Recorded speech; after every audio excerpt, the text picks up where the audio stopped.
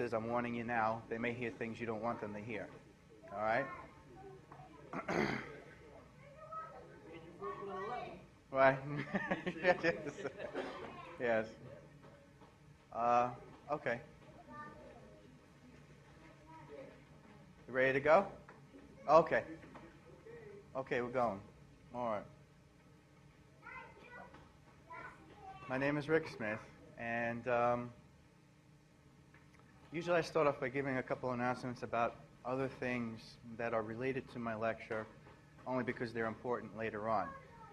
One thing I want to bring to your attention, which relates to this lecture in a big way, is a friend of mine by the name of George Haas has written a new book. It came out towards the end of 2005. It's called the Cydonia Codex. It's in the syllabus, which is why a lot of things I'll mention are already listed in the syllabus. If it's not, I'll tell you.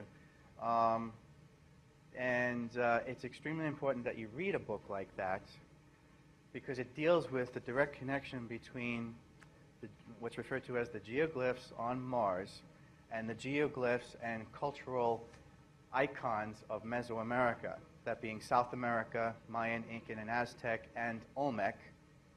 The connection being that what he refers to as Olmecs, he identified with me as what I was referring to as the Moorish Legacy. Okay?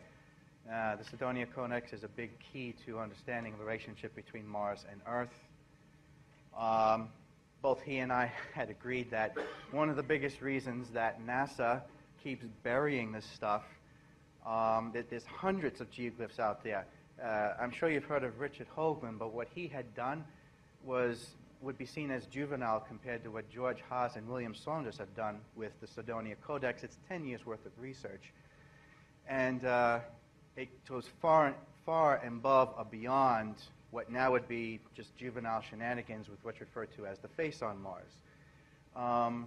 The stuff they get into relates to the people of color and hue here on Earth, the Mesoamerican cultures of South America, who, of course, came from the Olmecs of Africa. And he and I were talking, and one of those geoglyphs is the image of a primate with negroid-like features and the headdress of an Egyptian. And there's no way in hell that white NASA is going to let that get out to the general mainstream public because you'd be admitting too much, okay? That just gives you a real, just a glimpse at what we're going to get into. About myself, I was just talking to someone over here, but I'll just go over a few things. The way we'll do the lecture here is that I'll give a brief introduction to myself. Overview of experiences, what brought us to this understanding, mentors and inspirations, and the missing piece. Then I'll explain how the lecture is structured. We'll get through that in hopefully about 15 minutes because there is a limited amount of time to this tonight, and it's kind of like 5 hours of information packed into 2 hours, all right? My first awakening came at the age of 21, and in that awakening, I was shown everything that had happened before, from childhood on up to the age of 21, and everything that would be happening with me into the near future, okay? During that time, what was happening was, now I can say this, I'm 36 years old, I have some basis to go from. I've looked back over time and realized that there's been a pattern every 10 years on the 11th year, and what I mean by that is that there wasn't just something that took place at the age of 21. 10 years before that, at the age of 11, there was also something else that took place. My mother and I together, viewing this from the perspective of being a generational phenomena, my mother and I both witnessed our very first bona fide UFO experience. Then at the age of 21, I have this extraterrestrial awakening. The significance of that is that at that point, the entity that I refer to in my book as Mother, and I also refer to her as the crone, had came to me, and at that point in time, it just so happens to coincide with the fact that I was deciding to go back to school at SUNY Old Westbury to refocus my efforts more so on fine art instead of commercial art, and that's where I ended up finding myself. But in finding myself, people don't seem to realize when I say that there's a lot more behind that. In finding myself, it coincides with the extraterrestrial experience, with the crone coming and explaining a few things to me about what had been going on, not only with me, but with my family in general. And this is when it was made aware to me that this not only it wasn't just about me, although it was culminating with me. It had to do with my mother and my grandmother, and maybe even back further than that, and this is how it becomes a generational thing in my family. Some people have asked, in reference to the feminine goddess energy, why would it be passed on to a man if the tradition was grandmother to mother, shouldn't have been to daughter? There were no girls in my family. My whole generation of kids were all boys. But as we go along in this lecture, I think you realize why the mantle of responsibility was passed on to a white Caucasian male who has a lot more power with his voice than anybody else because of the racist mentality of the issues we're dealing with. Okay? And the pattern continues. In the introduction of my book, I actually talk about the most recent part of that pattern or cycle came yet another 10 years after age of 21 at 31. So you figure 11, 21, 31. At the age of 31, I was going through a very difficult trial and tribulation in my life personally, okay? And it had to do with someone else who was also equally involved with this with me, someone I refer to in the book as El the Mermaid. There were issues going on there at a time that was almost like baptism by fire, okay? And by the time the year 2001 came along, she had to go her way, I had to go mine. There were two different things taking place there, and we couldn't stay together anymore. That brought about a different kind of an awakening, and it's around this it's around this time that I end up having another extraterrestrial experience where an entity associated with the crone ends up coming to me and says, you know, grabs me by the arm and says, "What the hell are you waiting for? Get going." Okay. It's from my early 30s on, in the last 6 years, that my focus on the paranormal, where I was in my 20s, you know, was one thing. Where I am now in my 30s is much different. In fact, what I talk about now, I never would have understood really 10 years ago. I probably would have gotten it, but never would have understood the significance. Here I am now at the age of 36, and what has culminated over the last 5 years since the age of 31 is that I've gone in a direction that has a much more solid foundation to it. And what I mean by that is that the abduction phenomena by itself, Freemasonry by itself, doesn't work. And this is why you get these asshole white academics who get away with saying, "Oh, that doesn't exist." Well, that's funny, because if I ask members who represent the other 70% of the population, that people of color and you, also known as the sun-kissed people of Earth, I seem to get a different answer. Okay, so you got 70% of the planet, blacks, Hispanics, Native Americans, Asians, okay? Anyone who's 7 shades darker than me, giving me one answer, and you've got this other elite 30%, Caucasian pale skin, saying something completely different, going against the grain of truth that represents the majority. So I was getting to a certain point where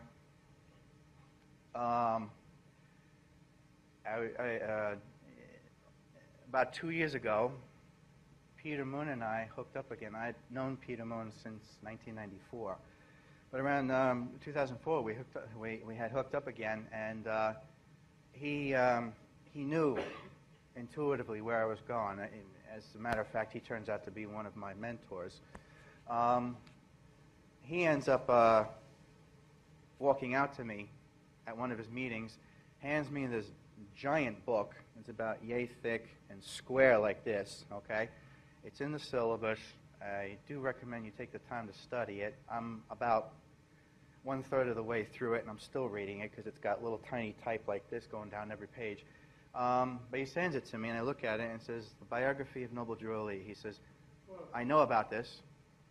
He says, "I've been involved in getting to know the Moorish Legacy." He says, "But I have not read this." He says, "This is for you." And he just gives it to me. I said, "Well, what do you want for it?" I mean, the book is about $100.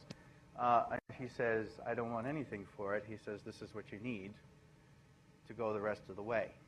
And I said, okay. I start reading it. It's written by Elihu Pleasant Bay, and from what I understand through Peter Moon. He's recently spoken to the author, Pleasant Bay, and he definitely wants to talk to me and get in touch with me because he's never heard of a white guy getting out there and talking about this stuff.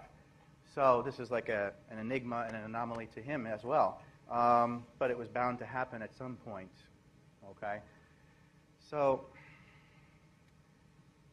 at one point, as far as this, of course, helped formulate a better structure to doing these kind of lectures. And, of course, during the time frame of my experiences with the crone, one of the things that she had taught me, we had, these were like educational paranormal experiences. This is why I have a hard time associating with what's referred to customarily as the abduction phenomena. A lot of those issues, people, they have a victim complex, and that wasn't me. So early on, even in my 20s, I felt like there was something different about me that didn't exactly fit. These people feel like they've been raked over hot coals.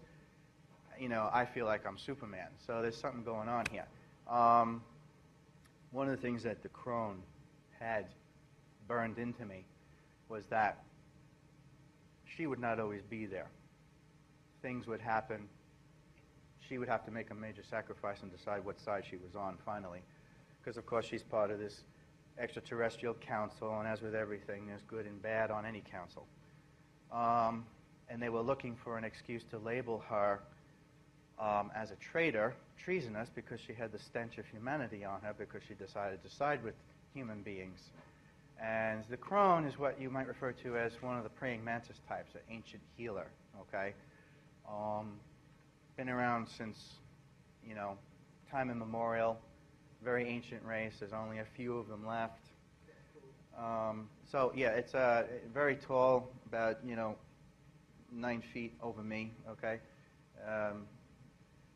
But one of the things she says is, since I will not always be here for you, she says, you will come across others, mentors of your own kind, and she says, you will listen to them, men and women, and she says, they will teach you the things you need to know to fill in the gaps so that you can go the rest of the way.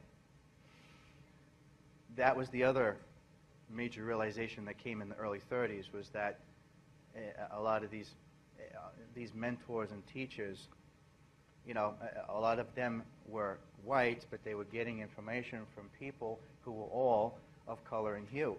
And that was another realization, too. It was like, where were they getting the information from? Okay? With that in mind, I can tell you why the lecture is structured the way it is, what it says on the syllabus, history, health, and wealth. Okay? The reason I've labeled it, called it that, is because those are the three. That's the holy trinity of a true democracy, which, of course, we do not have, which is why I'm talking about it. And you can envision it as 3 major volumes on the shelf of a library, history, health, and wealth, okay? In which case you would need bookends to hold up those volumes, and in this case, the bookends I'm referring to would be linguistics and economics, okay? I had one person asked me about the end of September of last year, I was up in Yonkers. Someone asked me, can you tell us about, what's the deal with the reptilian issue? I said, if you want to understand that thing, okay, that whole issue with abduction phenomena and reptilian contact, you must first learn about real estate investing. I said, there is nothing that you can learn in a vacuum.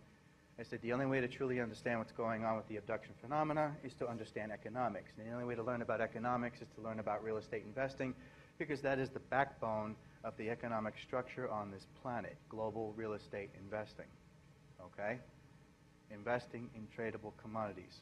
There are 2 concepts I want you to keep in mind through everything I talk about. Flesh and bone, the investment in humanity, versus wood and stone, the investment in the tradable commodities and the real estate that humanity lives on, okay? And this is the 2 feuding interests. Some others would say, benevolent factions versus malevolent factions. This, of course, leads to the title of the book, Legions of Light, Armies of Darkness, Flesh and Bone versus Wood and Stone, okay? So this is, history, health, and wealth. The way the lecture is done, and granted, if I get through the history section, I'll consider it a success. There's stuff from the health and wealth part of the lecture that I'll just intersperse throughout as background info. We may not get to that part of it. Like I said, there's a lot to talk about just as the history part. And even though I call it history, health, and wealth, the real vision you should have in your mind is that the history is used as the foundation, and the health and wealth issues are then built on top of that, okay? So we don't necessarily have to get to those things, although they are key components to understanding history in a repetitive, pattern-like cycle. As the old phrase goes, those who do not learn from history are doomed to repeat it over and over. Mark Twain said some kind of variation like that. Let's see. The two aspects of the lecture to keep in mind is one of my mentors, his name is Phil Sparks, he deals a lot with the hollow earth stuff. He heard me talking one day. He says, come here. He says, you have, much the same way that Peter Moon did. He says, come here, I have to show you something. You need to know about this. He ends up exposing me to the Robert Morning Sky cosmology. And when I start talking about it, it's going to sound like I'm talking about the Zecharia Sitchin cosmology. Okay? The big difference is Robert Morning Sky, who of course is a Native American from the Hopi tribe, Southwest America, his makes a hell of a lot more sense, and it's coming from a person of color and hue. And the reason his makes more sense is because it approaches the issue from the perspective of a C corporation, real estate investing, tradable commodities, and the structure of economics therein. Okay? In other words, feudalism. Whereas, even though I love Zecharia Sitchin, problem is he comes at it from the perspective of a Judeo-Christian perspective. You can't approach the damn thing like that because it'll be skewed off in the wrong direction, okay? I have no respect for Christianity to begin with. It's useless. It's a white man's religion. It was never meant for people of color and hue. I feel bad for black Christians because they're in for a sad awakening, all right? In fact, get the hell out now because because when I'm done decimating Christianity, you're going to be running back to Egypt and Islam for solace, okay? Anyway, Robert Morning Sky cosmology and the Temple of Solomon history, Noble Drew Ali, all right? Before I dump it, let me just make sure. Okay, and as an extension of the lecture, in 2005, when I was down in New Jersey talking at the Earth Mysteries Conference with Pat Marcatilio, there was this little old lady sitting in the front row, and she was feverishly trying to keep up because I was rattling off stuff left and right. And at the end of the lecture, she walked up to me and politely asked me, she says, next time you do this, could you put together something and hand it out? And of course, at that time, it gave me the idea, okay, I can't be everywhere at once, but I can hand out something that can go everywhere at once. And that's when the creation of the syllabus came into existence. The syllabus is not for shits and giggles, it's for you, okay? I don't just do it for my health. The damn thing is 15 pages long. It takes time to staple that shit together, okay? So that's for you guys. It's free. People look at me like I'm nuts. Why don't you charge money for it? I sell the book for 12 bucks. Who cares? So the syllabus is extremely important because it represents my footprints in the sand. Wherever I leave off, whatever we don't get to cover, and whenever I'm not there, you've got that to go with. So you can follow in my footsteps. It's me on paper, okay? So that you don't need me. After this, okay, you can go your own way, all right? So that's the point of it. And the syllabus is always evolving and growing over time. The syllabus is always available in its updated, newest format from the website, ufoteacher.com. There's a direct PDF link right on the main splash page. You can always go there and get it or recommend it to someone else. If you don't have a copy on hand, just say, oh, go there. Go to the website, download the PDF, print it out yourself. Voila. And that's how you can spread it around the world as well without me, okay? Because I won't be here forever either, but the syllabus will, okay? So from that, we get into the very essence and the conceptual understanding of the lecture. When I had my first awakening at the age of 21, and then later on it followed through at the age of 31, what was happening along the way was this manufactured, fabricated thing called the ego was being shattered in me. By the time I reached the age of 31, it was completely shattered, destroyed, split down the middle. What I'm about to say is going to sound like I'm talking about Freudian psychoanalysis, but I'm not endorsing that. I just need a place to begin to explain it to you guys, that's all. When it got split, of course, what did it split into? The superego and the id, okay? What that really means is that from id, ego, and superego, you get self, soul, and spirit, okay? That's the metaphysical equivalent, all right? The next level you would go to of significance would be understanding the self, of course, is the flesh, the soul, and then the spirit. What this relates to in Gnosticism and numerology is the idea of the numbers 666, 777, and 888, okay? And one of the biggest misunderstandings throughout history is that you get these nut jobs, once again, white Christians, who say, oh, 666, the work of the devil. And there's a reason why they say that is because Christianity is a pulpit of propaganda for Freemasonry, white Freemasons, all right? So they don't want you waking up to anything, and I'm telling you, what I am telling you is forbidden. This is why my head is wanted on a silver platter, because I'm not supposed to be talking to you about this stuff.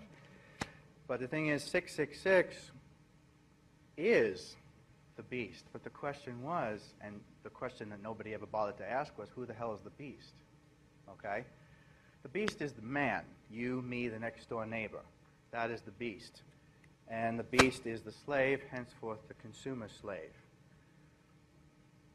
Another concept, like I said before, flesh and bone versus wood and stone, another concept to keep in the back of your mind. There are two kinds of people in the world. And you need to decide what side of the playing field you're on. And those two kinds of people are consumer slave or master investor. All right, this relates to the symbolism here. I use the term master investor. It comes straight out of the real estate arena and economics, but it can be used as a metaphor for anything. You could be a master investor at anything. Spirituality, economics, history, religion, ufology, it doesn't matter what you want to relate it to. The point is that the number 666 is man, as the beast, the consumer slave. 777 in between represents transcendence, the trials of life. That path that you go on to stop thinking like a consumer slave and move into the mentality of a master investor. Which, of course, leads you to 888, infinity, Godhood. This is what the number 8 represents, infinity in the first place. It is the symbol for infinity. Also known as Jumachu or Jumachi, it is a state of completion, and that's why I use the term master investor, because once you get out of the rut of thinking like a consumer slave or being in the rat race, you start thinking like a master investor, you get on the fast track, and that fast track could be anything. It could be money, could be knowledge, okay? It could be traveling, could be visionary philosopher, okay, someone like me going on the warpath. From that level of understanding, you get into the area of philosophy and free association, which would be exploration, utilization, and revelation. This is circular thought, because every time you get to the level of revelation, you're back to more questions again, and you're re-exploring. This is also known as the power of creation for artists and gods, okay? From exploration and utilization and revelation, you get into, now, of course, the symbolism of the lecture itself. History, health, and wealth. All right? Now, there's always going to be adversarial linchpins to understanding why these symbolisms exist at all in this layered understanding. Those linchpins, the things that you would have to knock down like a domino effect in order to get to the truth. For history, it would be Repto-Syrian fascism. And I'll explain that term. Extraterrestrial intervention and Freemasonry. For health and wellness, it would be an invasion of the body, mind, and spirit, which is also known as the Temple of Solomon. Okay? And this, of course, leads right to the abduction phenomena, which is a rape and molestation of the Temple of Solomon, your body, polluting the body, pharmaceutical multinationals, poisoning the gene pool and the bloodstream of the family of man, people of color and hue, okay? Keeping the beast asleep. Remember, we're all brainwashed with the idea that the beast is some exterior entity or prince of darkness, okay? The beast is within the self, and that's the thing you need to conquer, because that'll always be your worst enemy, the reflection you see in the mirror. In terms of health and wellness, body, mind, and spirit, abduction phenomena, the cancer industry. When I talk about the health issues, the ultimate linchpin is to topple and destroy the cancer industry. I don't care what disease you have. It could be anything from AIDS to Alzheimer's, diabetes, arthritis, Hodgkin's disease, I don't care, Ebola. The first and most important thing to kill off is the cancer industry. Because once you crack that baby wide open, everything else falls into place, okay? This is the biggest money-making, multi-billion-dollar gambit, okay? And there are very effective, healthy, alternative ways of permanently destroying cancer in your own body without hacking off limbs and ripping out lungs and turning the body into a chunk of meat that isn't even worth keeping alive anyway. At that point, you might as well just put a gun to your head and pull the trigger. As far as wealth and money, the linchpins, of course, now, real estate investing, which is a good thing. I'm not painting it as a bad thing, but it's where all the power and knowledge is, okay? And then we get into, the bad stuff, economic slavery, Internal Revenue Service, which is the ultimate linchpin there, the domino effect, just like the cancer industry. Remember, the IRS is an external corporate entity hired by the United States government, so you're being controlled by an external corporation, which of course goes with the flow of Reptosarian fascism and Freemasonry anyway.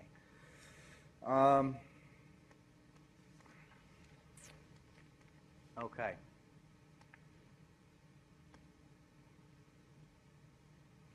The rest of it is broken down into the sections of the lecture itself, history, health, and wealth, plus other additional sections towards the back, linguistics, the dating game. I've started that section to put in key dates that you guys should remember. I put words in the linguistics section to remind you of the things we'll be talking about today so that you don't forget, okay? And these areas are always being updated, all right? Now, what I want to start off with is I'm going to write things on the board on two sides. I'm going to try and do it that way.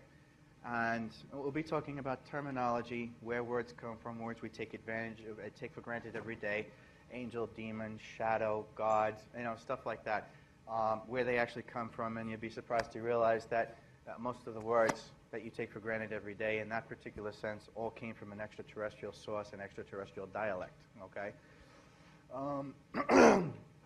But aside from that, what I'll do is kind of like split things into two on either side of the board. This side will be symbolisms relating to the Moorish legacy. This side will be symbolisms relating to the Masonic agenda, okay? In fact, I will do that right now. Moorish legacy and Masonic agenda. I have to tell you guys, I'm in my glory tonight. I actually have a board to draw on Masonic. I never get that. I have to always wing these things from the hip, and hope I get it right. Which is another reason why I have the syllabus, because it serves as a traveling chalkboard. Okay. So how did all this stuff start? Well, in terms of the cosmology of it all and how it got to the point, the concept being flesh and bone versus wood and stone, or in terms of the Moorish legacy, the lamp of illumination versus the iron hand of oppression.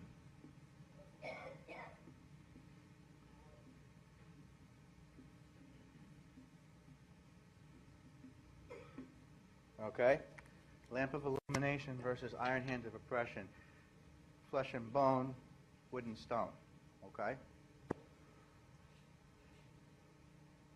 Some time ago, which is an understatement, you guys will realize I'm horrible with dates. Do not ask me to date something. You'll have to figure that out yourself. I like chronology, but I do not like dating because our dating system sucks anyway. And when we try to date things, this is when we get into screaming matches because someone's dating system wasn't correct in the first place. So how the hell can you place dates on something? I can use a vagary of like 500,000 years ago to 76 billion years ago. But, you know, who can relate to that? And if you can't relate to it, then why the hell bother asking? Okay? I'm lucky if I can remember 10 years ago, all right? But the situation was this. There was a kingdom called the Aryans, okay? And the kings, spelled like this, Aryans, okay? Aryan, singular. The kings wanted to expand the empire, okay? Now you're going to use, I have to, in terms of linguistics right off the bat, okay? I'm going to tell you two terms that come from this. Can you guys see one already? Aryan, okay. That one will go down here. Aryan, as in Aryan super race.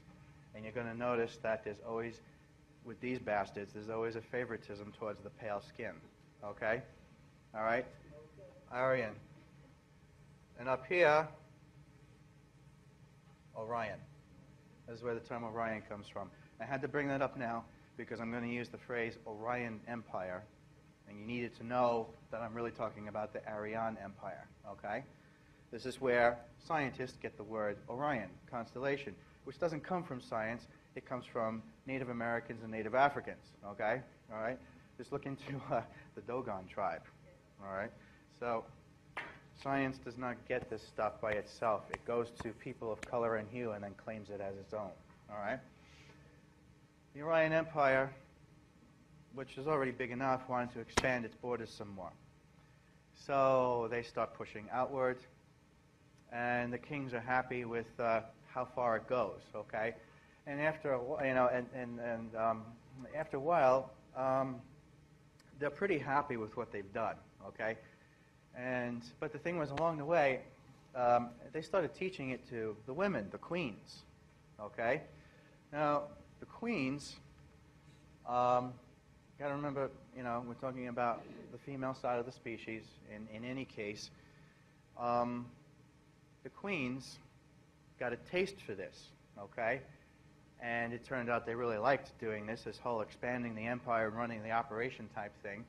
And they realized they could do it even better than the kings because the kings got, you know, they figured, oh, we have enough, who cares? The queens got hungry and wanted to go further and further, okay? This is interesting in terms of, once again, the corporate structure. Keep it in the back of your mind. You'll notice in corporate America, there's this one white chairman, CEO at the top, and the people looking through the glass ceiling are a whole bunch of female VPs surrounding him. And the reason he surrounds himself with female VPs is because the women will work twice as hard as the male VPs to accomplish what the head honcho white CEO wants. And they'll keep looking through the glass ceiling because he keeps promising them things that'll never come true. This is repeated over and over again in the Masonic structure of lodges, where you have the white Freemason and the female Masons thinking they're equal. If you go to any country club, how is it split up? The men go upstairs, the women go downstairs, okay? That country club split, I know this for a fact because I was a waiter at one of these ritzy country clubs on the North Shore of Long Island. I saw this for myself. This was during the 90s. I'm like, you know, this is, you know, we're approaching the 21st century, and these country clubs are still segregated like this because the country club mentality is the Masonic mentality, all right? This is why all the country clubs are all Christian, and in some cases Jewish, okay? Christian and Jewish country clubs, all right? You don't see any black country clubs like that or Native American country clubs. In fact, if it was Native American, the women would be on top because they're held in high regard, and they're the ones that make all the rules and the decisions. So it's only in white America that you see this ass backwards function where women are forcibly subjugated onto their knees, all right? So in any case, the women got a taste for this, and they decided to take over the operation. The kings were like, all right, go ahead, do it. They were happy with what they had. They didn't care. So the queens take over. Now, these was an elite group of queens who really got into this, and they were called the Sata queens. Now, can you see what's going to come out of that already? Okay? Think about it. There's two things that come out of this. Being that they were such wretched bastards to begin with, you've got an ancient reference that comes out in the Jewish Torah called Satan, okay? All right? And of course, Nazi Germany had a very close affinity with the Anunnaki who served these guys. So from here, you get the Schutzstaffel, SS, all right? So, keep in mind, the things I've learned over the last 16 years or so makes it very difficult for me to look at the Nazi Party in black and white anymore. There were a lot of fantastic, awesome things they were trying to do, but absolute power corrupts absolutely, and it went the wrong way. It was done that way and sabotaged on purpose, all right? To their credit, the Nazis hated the Masons with a vengeance and wanted to hunt them all down. You don't do that to upper management, okay? Masons are upper management, okay? The Masons are upper management. The Nazis were middle management trying to become the new upper management. And upper management said, fuck that, okay? All right? So that's what happened to the Third Reich. Upper management stepped on them, all right? And once you understand it from that, it becomes very hard to just say, oh, well, the Nazis were all bad when there was this other hypocritical bullshit going on in the background, all right? We see that history, just jumping ahead a little bit, history repeating itself again. We're so busy pointing fingers at Nazis and saying, oh, they're all bad. Well, they're the ones that gave us our space program. If there were no Nazis, there'd be no 1969 going to the moon, okay? On top of that, because we refuse to learn from history the right way, that Nazi Party and all the bullshit that went with it has now come back in the form of neocons here. George Bush pulled the same shit that Hitler tried to pull. And in bombing the World Trade Center, they bombed upper management. Upper management once again said, fuck that, okay? And stepped on Bush, stepped on his administration. You notice all of his kingpins have been taken away from him. And now he's backed into a corner like a lame duck president, okay? And it really wasn't his, But, this is what happens. We're so busy pointing fingers at imaginary bad guys, we seem to forget the fact that the bad guys are here. Okay? Power moves across the planet like a vortex. Okay? Case in point, what is New York City will eventually become Hong Kong, China. Okay? Power moves like a vortex. And after because the World Trade Center was the center of Western power for the Illuminati and the Western arm of power for the World Trade Organization. Going after that totally overstepped their bounds, and the neocons knew they bit off more than they could chew, okay? But I throw these things in there so that you understand the full corporate structure of what's happening on the planet and how everything repeats itself in the grand scheme of things, all right? So the Sata queens are going out there pushing out. Now, of course, through this expansion, they end up associating themselves with another empire, a younger empire, but just as vicious, hostile, and powerful. And that other younger empire was known as the Canis. Okay? So you got the Canis Empire. The Orion Empire, the Canis Empire. Canis is what you refer to as Syrians. Okay?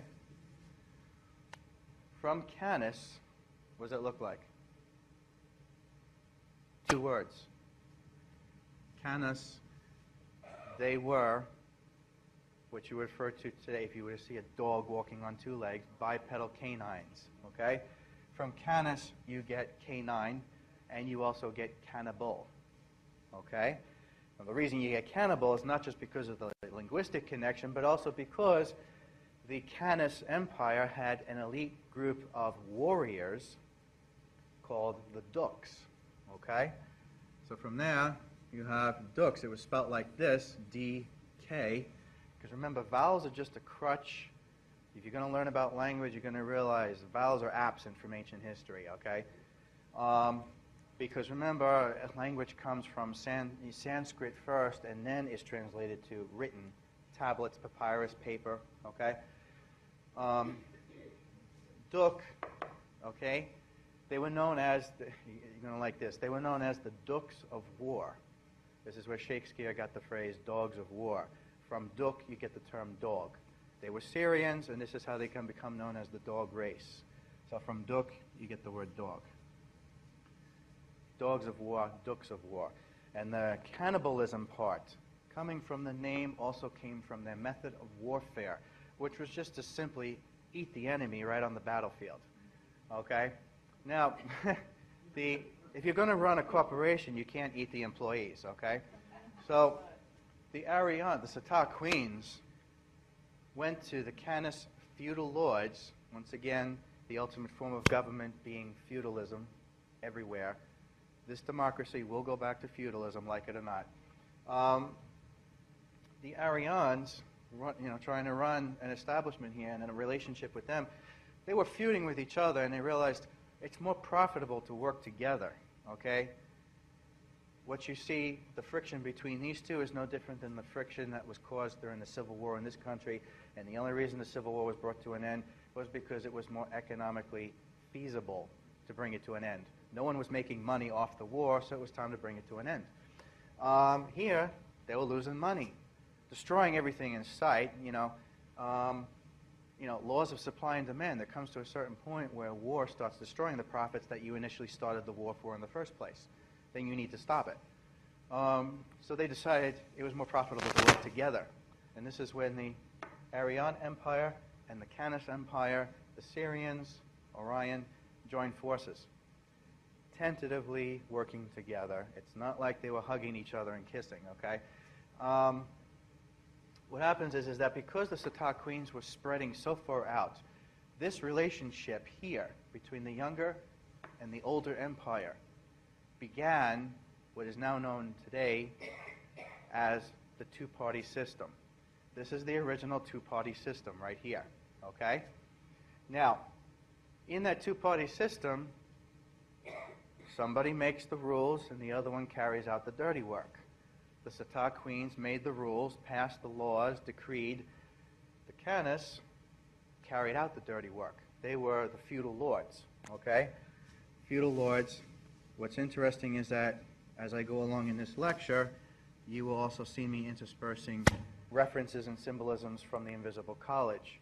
Art, literature, film, okay, science fiction, in a lot of cases. These feudal lords you see depicted in Stargate SG-1 or the movie Stargate, those feudal lords, okay?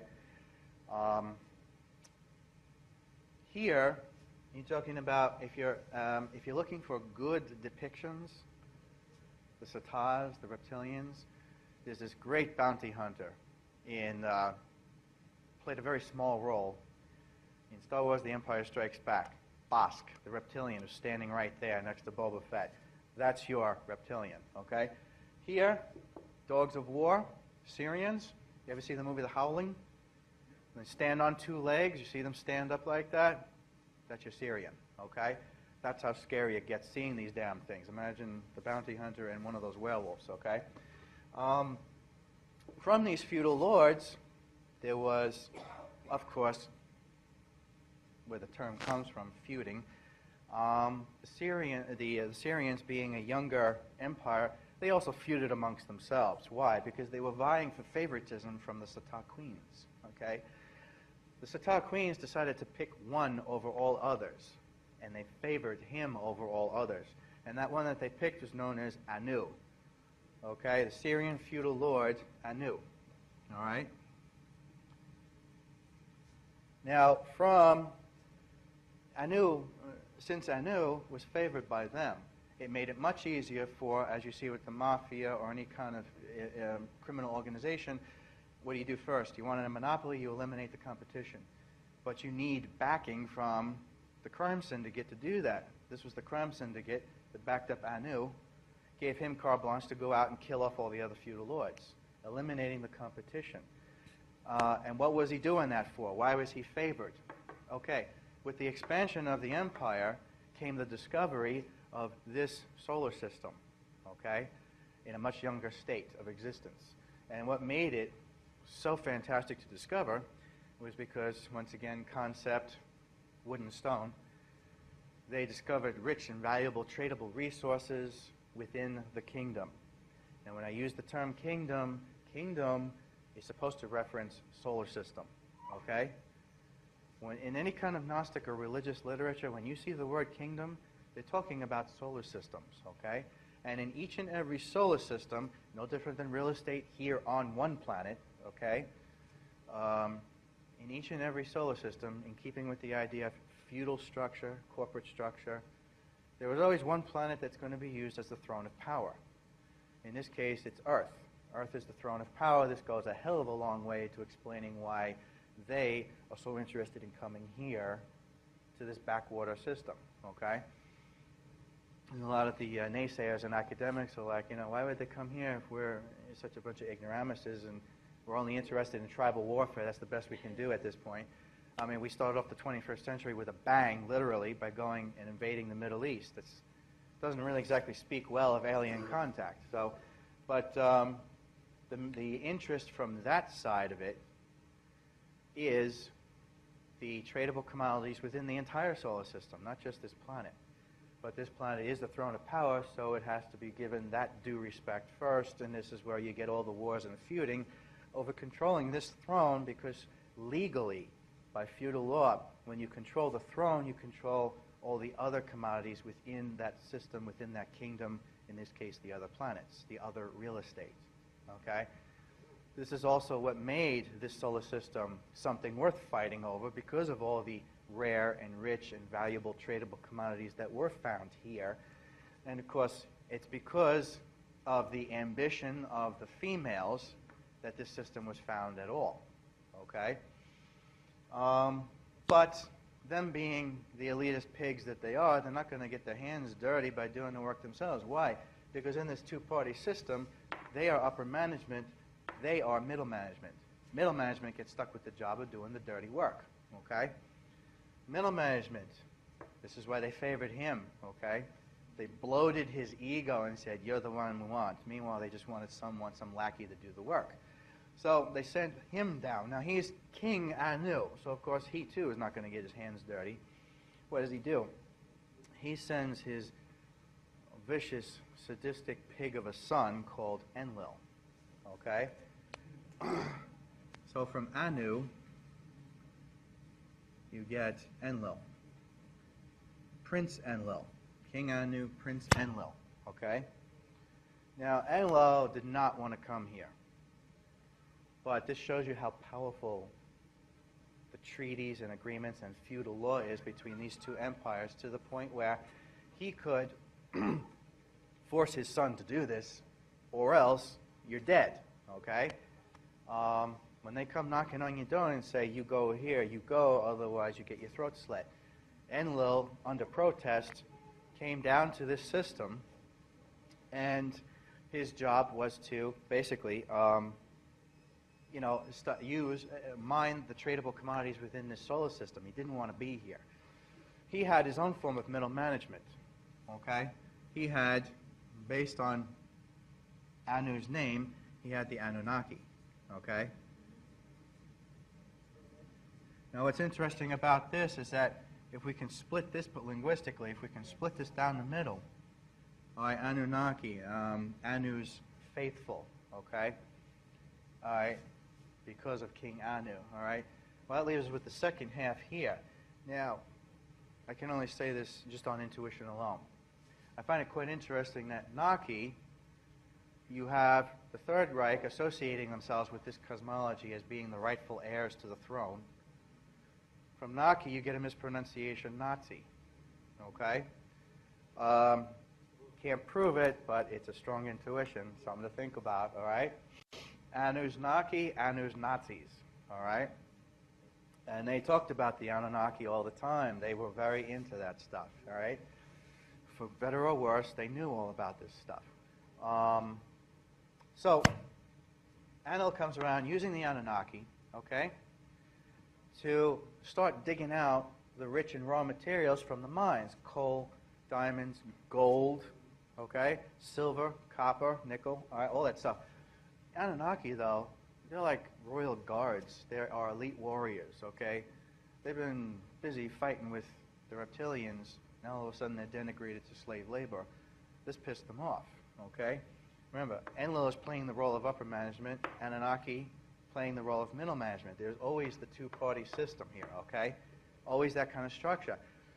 If upper management wants to remain upper management, they got to keep middle management happy. Middle management's now ready to revolt, pissed off, like, we don't have to do this slave labor. You're making us do something that is totally out of our rank, all right?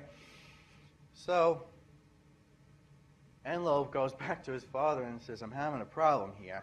We're going to lose this system if we don't get this under control, because the biggest problem here is that this needs to be kept under control so that the queens don't get pissed off. And the reason you don't want the queens getting pissed off is because you got to keep the paycheck going to the queens, because if they get mad, they come down, kill everybody, game over, okay? Like I said, it wasn't profitable to keep a war going with the reptilian empire. It was profitable to work with them, all right? And Anu already had his ego inflated by being the favored feudal lord over all others. So, of course, he wasn't going to screw this around. He stepped on his son and he says, get it under control. The son says, I can't, do something or we're going to be in big trouble. So this is when Anu sends his other children down there, Enlil's siblings, okay, two others, brother and sister, sends down Prince Ea, okay, and sends down Ninhursag, Princess Ninhursag. This relationship here between brother and sister, okay, even though they were all siblings, he was on one side of the issue.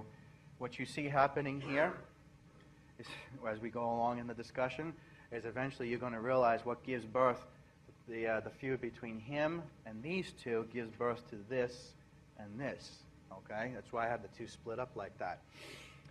Prince Ea is brought in with his sister because the two of them worked together as master geneticists. In other words, the definition of a true god, okay? And their job was to go into the biological environment of the given planet and create the perfect obedient slave from that environment, because it was realized early on that if you try bringing slaves from another system into an alien system, you have a revolt, you have a psychological snap, you have an emotional breakdown because they're in an alien environment. So you can't just import slaves from another system. It doesn't work. Slaves have to be fostered from the given indigenous environment. This is what makes them so damn valuable, because you have to put effort into genetically enhancing and modifying that raw genetic material that already exists. And when I say raw genetic material, I'm talking about primate ancestors, okay? You see this same issue repeating itself with the Philadelphia experiments. These poor dumb suckers in the Navy who were thrown on that boat, why did they lose their mind? Because they were warped into an alien environment, okay? This was not respected, and the experiment went belly up, all right? But they knew about it. They understood psychology real well. There's two other things I want you to keep in mind in terms of the Moorish legacy, okay? Eventually we'll come to these terms, but I'll put it on here now. Guerrilla warfare, in other words, the underground, and the Masonic method of warfare, which is psychological. Yeah, I can spell. Logical warfare, okay? This one usually overpowers because you have the iron hand of depression, but this one is a thorn in everyone's side, okay? So this is where you'll get this thing going on, the psychological warfare versus guerrilla warfare, all right? We'll get to how that term came into existence. So you got these two, master geneticists, brother and sister, okay? and they're working on creating the perfect beast. And they go through several experiments that are failures. We're having a problem here. They couldn't get the beast, because the thing is, you need to create the perfect beast. And of course, this goes back to what I said before, 666, 777, 888, the beast versus godhood, consumer slave versus master investor. Here's where we get the beginning of the beast. And the beast was called the Adapa. Okay? Linguistically, look at what's in here. Adapa, that which mimics. From apa, you get the word ape. Okay? Ape. Okay?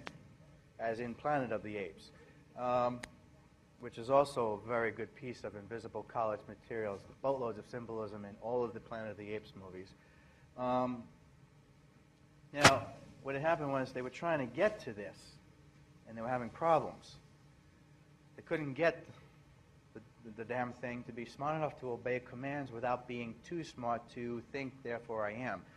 That would have pissed off Enlil, because he was the one put in charge of the operation. Okay? To make the Anunnaki happy, Prince Ea, Princess Ninhursag, their sole job was to give the Anunnaki and Enlil good, obedient slaves so that middle management would stop revolting and the paycheck would start flowing to the queens again. So they finally, the thing is, in order to get to this point, they kept experimenting. Prince Ea was at his wit's end. All of a sudden, Princess Ninhursag calls him over one day. He says, brother, come here a minute. She's got a smile on her face.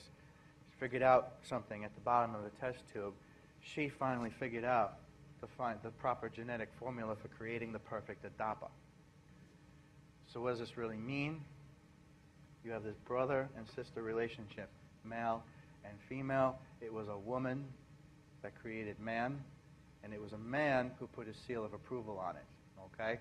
This ends this long, ridiculous argument, is God a man or a woman? God is both the man and the woman, represented by the yin-yang relationship, which doesn't necessarily have to do with sexual relations between men and women. It has to do with the brother and sister relationship of godhood. Okay?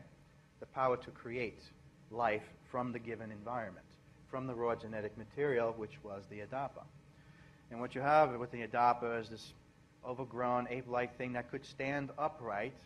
That was a key thing. Why? Because if you look at our primate cousins today, they can't stand upright because the muscles in their hind quarter and in their pelvic bone won't allow them to. They can do it for maybe a couple minutes, but that's it. They don't have the muscular structure.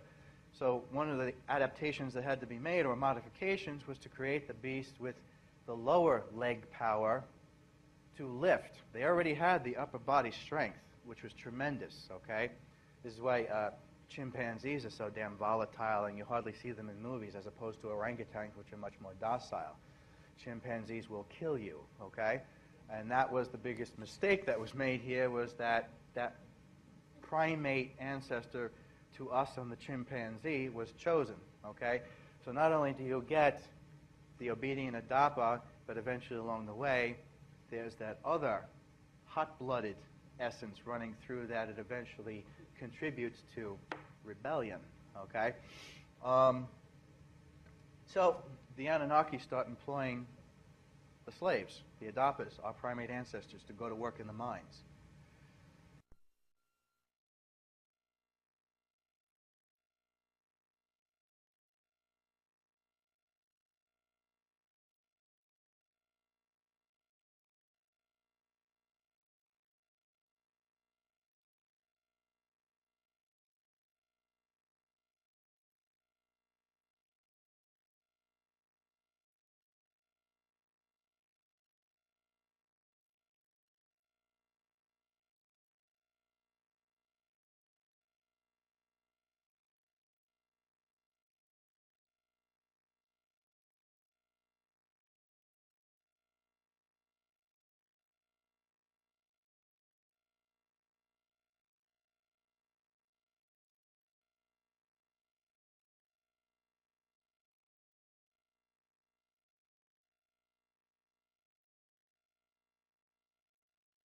Period, vowel, early on, as in dash,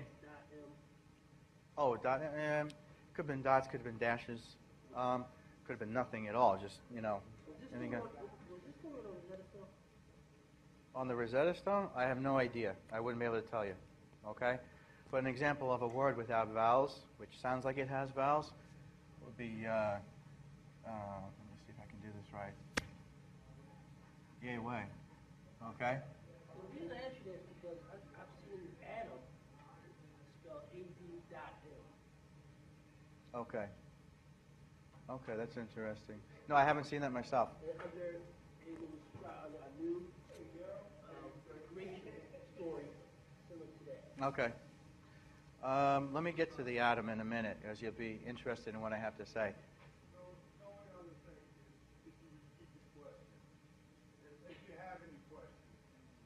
Oh, yeah, sure. Okay. Yeah, he was just asking me about ancient words that are spelled without vowels, and when the vowels are removed, are they replaced with dots or periods? I have seen that. I've seen them replaced with dashes or nothing at all, and the nothing at all was this example, Yahweh. Okay? I have one question. I don't see much difference between Christianity, Judaism, and Islam. I mean, there's no difference to me. The reason you don't see the difference is that one stole from the other two, and the other two come from an original source.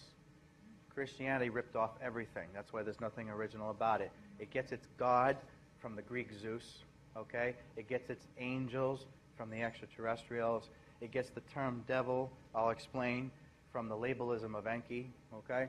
Christianity, just forget about that. As far as Judaism and Islam, yes, they do coincide with each other because they come from the original source in Africa, which was known as Kemet. And we'll get into that, all right?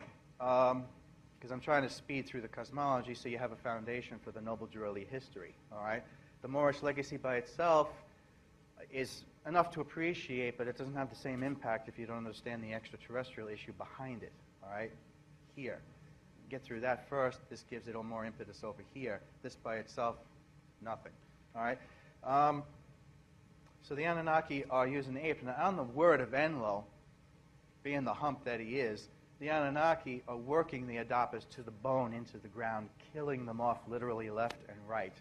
Now, Ea and Ninhursag have just put their blood, sweat, and tears into this creation.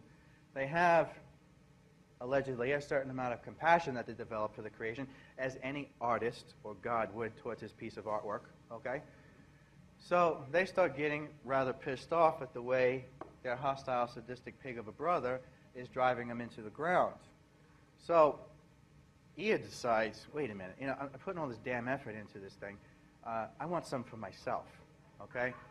And this is what begins the so-called original sin, because now he's beginning to disobey feudal law, because there's a feud between him and him. Why? Well, he's in charge. By feudal law, he's the older prince, the older brother. He has to be in charge. He doesn't want to be, though, which produces a sadistic hostility towards the Adapa. On the other hand, he's the one that creates them. He's the master geneticist. He feels that he should be in charge and wants to take over. Okay? So you got this magnificent Shakespearean drama developing here, that's very similar to the shenanigans you read about in Hamlet and Macbeth and so forth. So he sets a plot in motion. Now, Enlil had already established no beast would be taught forbidden knowledge. This is why they had to be engineered to obey simple commands. Lift, shove, push, nothing else, okay? But smart enough to remember those robotic commands, okay? So that they didn't have to be retaught every damn time. Ea says, screw that. He starts taking a certain group of them under his own wing, okay? And starts teaching them forbidden knowledge. But he's got to get the beast evolved a little more modified, because remember, they just got finished creating a beast that wasn't supposed to understand anything more than simple commands. So what he does is both he and his sister Ninhursag have a rather interesting relationship with another extraterrestrial race, okay? And that particular extraterrestrial race, put this over to here, is known as the Ankyls.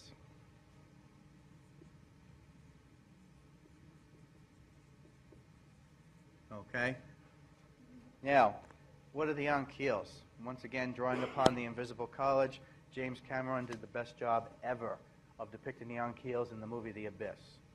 How are they described?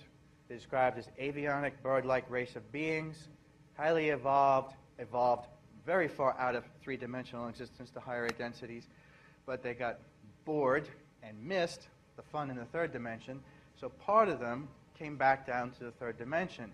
And that's a strange concept, which is why James Cameron did a fantastic job of depicting that concept. And of course, it was so simple, it was so magnificent, and when I saw the movie The Abyss, I was like, transparency. Half in, half out of three-dimensional existence. Are you there? I don't know. I can touch you, but I can't see you. Okay? Half in and half out of three-dimensional reality. Those beings you see are avionic, bird-like race of beings. Okay? That's the Ankyls in the Abyss. Let's break down the words. You're going to like this. First comes the root, Ankh, also spelled this way sometimes. Okay? Now, let's look at that more closely. What is the shape of an Ankh? Now, some people misinterpret it as an angel. Okay? Not an angel, although the word is validated, you'll see in a minute. Avionic, bird-like race of beings. What is an Ankh? Head of the bird, wings of a bird, tail of a bird. Okay? The Ankh, coming from the term Ankyls, what had happened was Ea went to them and asked them for a little bit of help with the Adapa to modify them a little bit more. They were missing something. And that thing they were missing was the gene for passion. Henceforth, I think, therefore I am. Without the gene for passion, you're a robot. Okay? So put that over here, gene for passion. Gave them the code, the genetic code for passion. They, in turn, put it into the Adapa, and this is where this elite core starts being created. This elite core becomes known as the Iesu. Okay? What's interesting about Iesu? Iesu, Jesus, Jesus, and also suspected Yahweh eventually. Okay? From Iesu, mispronunciation would be Jesus. From Jesus, Jesus, an even more bastardized term. And then it's also suspected that somewhere along the way, the syllables for Yahweh also came from this. What you'll also, later on, what you'll also know as the proper name, and I'll explain why later, the proper name for the one you call Jesus Christ is Guru Master Prophet Isa. Isa comes directly from this too. Okay? So put that right next to it, Isa. All right, which is also used in Turkey. They still use the proper term to refer to that particular prophet. Gene for passion implemented in the Adapa turns them into the elite Iesu. Now, what are the Iesu now known as? Okay, they are now known as the anointed one with the gene for passion. The anointed ones. Okay? They are taken into caves, secret caves. Okay, I mean, he is really digging a hole for himself, all right? Since he had a relationship with the Ankyls, okay? Now, once again, Ankh, gene for passion. Ankyls also becomes Angyls, as in Los Angeles. From Angyls, you get the word angel. The angel are the Ankyls. This is why you get the confusion about the Ankh being an angel. It's not. It's a bird. But the linguistic derivation is correct. Ankyl. This is why the term angel becomes associated with the term Ankh. It's okay, but it's a slight historical error, okay, linguistically. What also happened, too, now, was that since Ea had a relationship with the Ankyls, that so-called religious device that is called the Ankh today, it wasn't a religious device, it was a technological device, similar to what you call a microphone or a universal communicator from Star Trek's point of view. He used it to communicate knowledge that much faster to the Iesu, the anointed ones, to pound it, because he only had a limited amount of time with these guys before Enlil was looking at the watch like, where the hell is everybody, okay? So to get this knowledge pumped into them faster and faster, he used this device called the Ankh, which is now what you guys call the Ankh, the angel or the Ankhel, okay? And the root comes from that. Now, since he was using the Ankh, he becomes known as the Ankh in association with the Ankhels, and this is how Prince Ea becomes known as the Ankh-E, Enki. So that's where the name Enki comes from, Ankh, okay? Eventually, he was known as the Ankh. Eventually, the I is attached, Anki, okay? So Prince Ea is his real name. Enki is his pen name, okay? So this is how he gets to be known as this, okay? So now, known as Enki, Iesu, all right? All of a sudden, all these words start relating to each other, and they start going in a circular pattern with each other. Enki takes the Iesu into caves. Now, he even, what he does here is from the perspective of these guys, ultimately abominable. You got to keep that in mind along the way, because there's a word that comes out of this later on that you'll understand why. He goes teaching them. They become the anointed ones. He's using the Ankh, pumping it into their brains, into their genetics, into their cell memory, into their racial memory. This eventually will become the Temple of Solomon and the family of man, okay? What he did, though, aside from using the Ankh, he also used another process to speed it up. Initially, there was the Arian technology of mind control and brainwashing. Remember what I said over there, psychological warfare? They used a particular type of crystal technology to help Anu and Enlil and Ea program the Adapa to do exactly what they were supposed to do. Bam, instant brainwashing, because the mind is no different than the hard drive of your computer. It can be erased. Right? It runs on electricity, so it's easily erased, all right? Well, he goes and turns around and uses it the other way, okay? So he's using the reptilian, if you were trying to piss off the queens, this would be the way to do it. He uses that same reptilian Arian technology to now pump information into the minds of the Iesu even faster, okay? They become the anointed ones. Enlil, still exhibiting his sadistic labor campaign of destroying the Adapas. One day, Enki, now known as Enki, he's walking through the garden, which is where you get the term Garden of Eden from, and, feeling sorry for the Adapas, because now he's got two classes. He's got the Iesu, he's got the Adapas. Decides to go to the Adapas themselves and help them in a different way, okay? Basically signing his own death sentence. But he goes into the garden, finds the Adapas, and starts talking to them. They know who he is. They love him. And he says, how's my brother treating you? And, like, not too good. And you don't like what you're doing. Mm-mm. He says, now you got to remember, once the process was set in motion with the Adapas, the point was, in order to reproduce the perfect slave every time, you had to set up a system of mating. This later on was repeated by the Nazis in terms of controlled genetic mating, okay?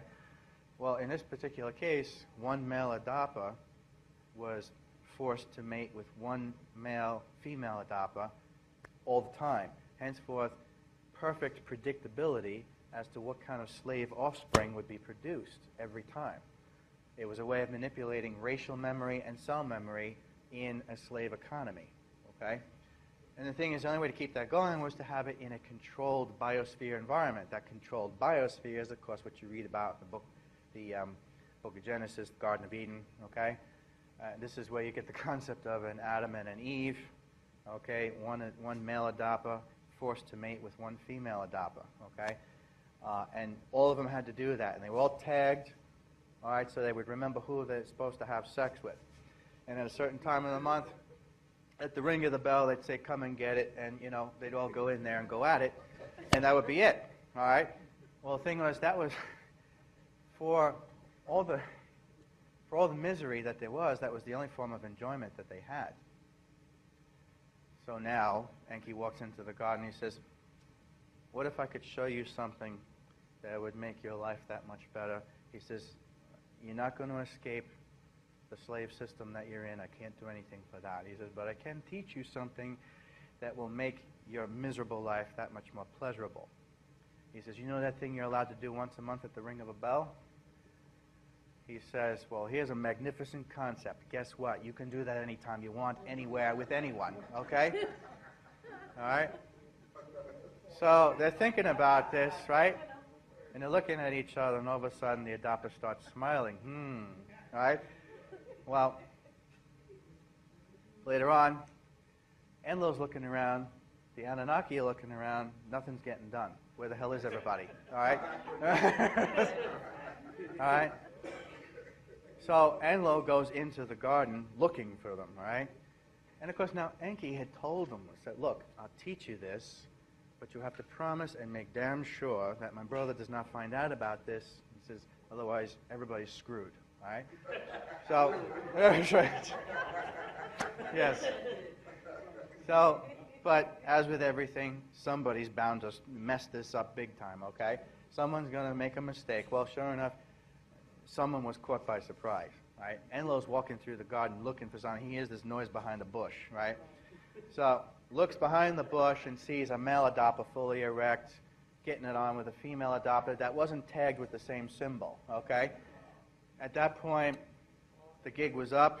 Enlil knew it was his brother. He says, where is that son of a bitch? I'll kill him, right?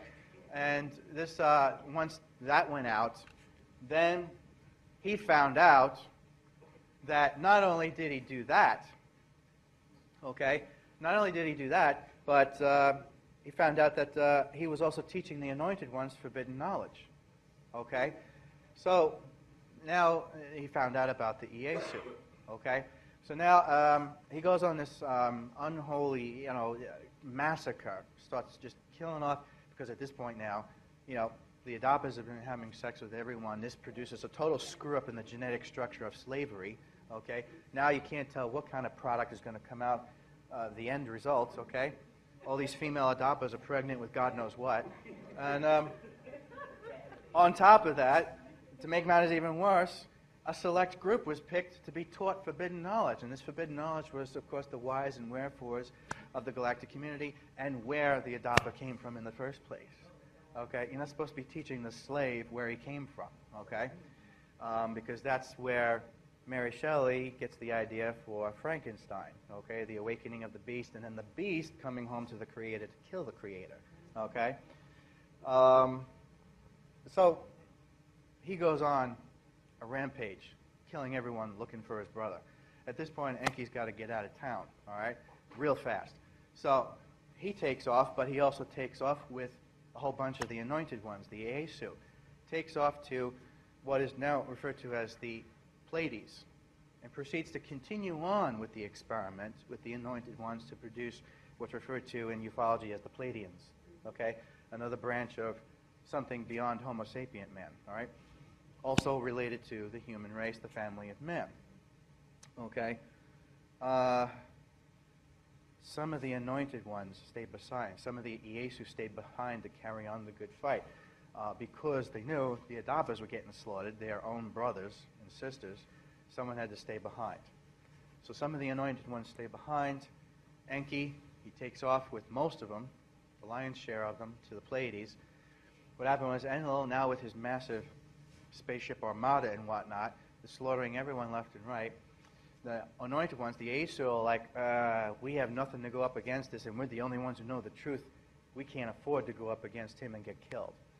So they initiate what is now what eventually becomes referred to as running for the hills. You see this in the movie Braveheart with William Wallace and the Scots. They say, run for the hills, let the British come. When they go back, we'll attack them from behind. This, because you're dealing with primates, apes, gives birth to the term guerrilla warfare. Underground warfare, strike and hit, okay? They go taking off for the mountains. To this day, now, they were also, these anointed ones, these Iesu, are also known collectively as the atom, okay? This is the atom, okay? It's in the name, ad-om, om. As opposed to ape, which mimics, Om refers to frequency, awakening the beast, the anointed ones, awakening with the gene for passion and forbidden knowledge, okay? And there is a symbolic relationship between the word atom, A-T-O-M, and the fact that these guys were created at the bottom of a test tube, okay? Atom, atom, yes. Well, there's a definite significance there as well. The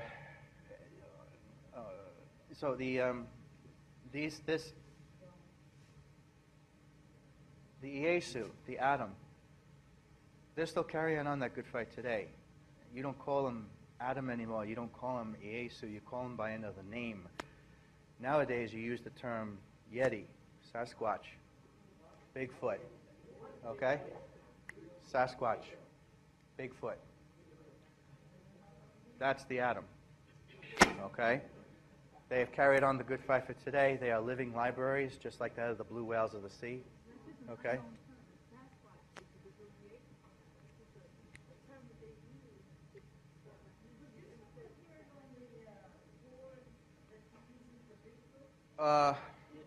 Yeti, Yahweh, Berserker. Okay? Berserker is another term throughout every culture. You'll notice no matter what country you're in on the planet, every culture, every country has a Bigfoot, a Yeti, a Sasquatch, a Berserker, or a werewolf. And at times, the werewolf mythology is combined with the Sasquatch mythology with the word Berserker. Okay? Yes?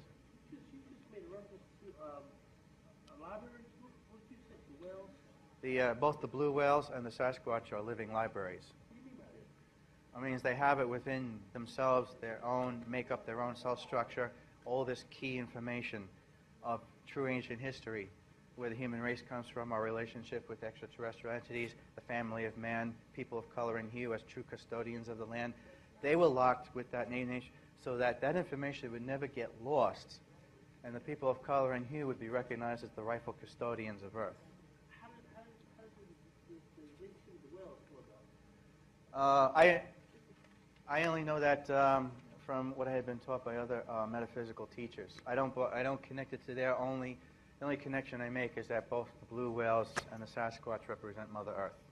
One for the sea, one for the land, and it was done that way on purpose so that if one or the other got wiped out or exterminated, the other stood a better chance of surviving. Yeah. Well, further than the people here, are we like a link in between? Yeah, this is what, now that I've explained that much, I can start getting into what you're talking about. All right? The revolt went on, endless slaughter. Now, of course, corporation, feudalism, slave economy. The Anunnaki went to Enlil and said, look, you're killing off all the slaves that are supposed to be doing the slave labor. You got to stop. So, of course, Enlil, realizing, stops. But what he does is now he realizes he's got to take drastic measures to get the slave population back under control. This whole damn revolt going on. The Iesu running for the hills, he's trying to hunt them down. A lot of them did get killed off. A lot of them survived. He's already got an axe to grind against the Adapas, okay? But he's got to stop killing them. So, just to be a spiteful bastard, he decides to go the other route with propaganda. Once again, using the Aryan technology to reprogram everybody. And what he reprograms them with is he wipes their mind. From that day forward, the term Enki, or Ea, is now labeled as forbidden, as in forbidden knowledge. The tree of forbidden knowledge, okay? He is labeled as forbidden to be spoken. The Adapa, or the slave, is never allowed to speak that name again and to burn it into their brains in a state of fear and paranoia. He says from this day forward, he will be known as Baal, okay? Baal. Now, in this type of linguistics, when they wanted to emphasize true despicability, what they did was they added another syllable in front of that, dia. They called him dia Baal. So the person that created the human race was now slandered with the term dia Baal. Dia Baal becomes Diablo, Diablo becomes devil. Okay? Now, in order to have the slave believe this, you have to also have something else on the other side, making it look that much more evil. So what does he do? Enlil puts himself up on a pedestal, and he says, from now on, you will never utter the term Enlil. From now on, you will call me Gad. Now, from the term Gad comes the term God. So, the devil created you, God destroyed you. That's the message here, okay? This is why this becomes so damn volatile and forbidden, because everything you've learned is asked backwards. The devil was never that bad, and God was never that all-loving, okay? I'm not making him out to be a saint. He had his own selfish methods for doing what he did. But on the other hand, the point is, that which you call the devil and that which you call God are biological brothers tied at the hip in a feudal sibling war, okay? So why the hell are you picking one side over the other when these two assholes were trying to destroy each other in the first place, all right? He's a sadistic pig. Doesn't give a shit about you. And him, well, he knew he was going to start a rebellion that nobody could win, okay? But in the end of it all, he is the one that saved our asses with something he did before he left, before he got banished from this kingdom, before he was permanently labeled as Diabol, before he left with the anointed ones. He did something for the Adapas. Okay? He pricked his finger and put his blood into the slave. Now, from that day forward, and remember, this combined with this becomes the foundation for the Moorish Legacy in terms of real estate investing, global real estate investing, the throne of power. That drop of blood put into the Adapa created the biggest damn enigma that to this day the entire galactic community is still trying to figure out how to get around it with feudal law. Because by putting royal Syrian blood into the beast, he then gave the beast the right to be custodians of the throne of power, custodians of Earth. It made them the rightful blood heirs of this planet, and if you make them blood heirs of this planet, that means they control the entire kingdom. Okay? That was the ultimate stab in the back to the system, because even the Satar queens couldn't argue against that. So how do you get around it? That's when he starts his whole propaganda campaign, I am God, my brother is the devil, and starts reprogramming all the slaves. Okay? Now, he's got that going on. With this feuding going on, there's another interesting group who was associated with all this along the way, who we haven't mentioned yet. And, of course, you know them already as the Greys. Okay? Now, what's the role that they played? Well, with this going on, and in relation to the Anunnaki Syrians and the Satar Queens, they operated as the SS Gestapo. In fact, they were allowed to walk freely among the population, and they were known as the stone builders at the time, henceforth stonemason. All right? They are, in keeping with the idea of a corporate, corporeal body, they are the bean counters of the corporation. They are mathematical, calculating little bastards. Okay? Soulless to the core. All right? They have a very close relationship with reptilian blood, even though they were sent down to keep things in order and spy for the queens to keep these guys in line. Because they knew the feud here, was going to blow up sooner or later. They calculate in their mathematical and logical equations that they can run the whole corporate operation a hell of a lot better in this kingdom than these two imbeciles here fighting with each other, okay? So they wait. He's thrown out. The slaves are reprogrammed to forget him, okay? He's in charge by himself now, okay? But there's an interesting thing that happened. Ea had a son, Marduk. Not exactly the sharpest tool in the shed, okay? And it's in the name, Marduk. What is a duk? A Syrian dog of war. Mar, well, it's a reference to the god of war, okay? Marduk, all right? One of the Syrians. The Greys knew exactly how to manipulate the whole situation to their favor. They played both sides against the middle. They went to Marduk knowing he was a dumbass, but also the son of Prince Ea, they went to him and said, you see what they did to your father? You want to get even? We'll help you. We'll back you in the next campaign for control. Marduk's like, yeah, because what were the Greys doing? They were banking on inflating his ego because he was too dumb to think any other way. So they blew up his ego and told him, you're the one who should be in charge, and we'll back you. Marduk leads the revolt against Enlil, throws out Enlil, now takes over middle management with the Anunnaki, at which point the Greys realize that with this imbecile at the head of the game, they can easily take over.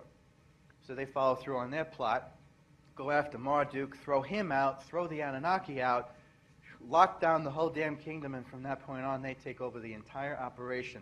Now, of course, with all this going on, you have to ask yourself, what saved their asses from being eliminated by them, because this was a total violation of the treaties and relationships for producing a bottom line profit for the corporation. Well, the fact of the matter was, they were sent by the Sitar queens, and after they took over, they went to the queen and said, look, Anu's sons are a bunch of imbeciles ruining your bottom line. If we take over, we'll run everything on a dime, and you'll get your profit every time. So the Greys have been skating by on thin ice ever since then, with the promise that they'll keep the paycheck going to the queens to keep everybody happy.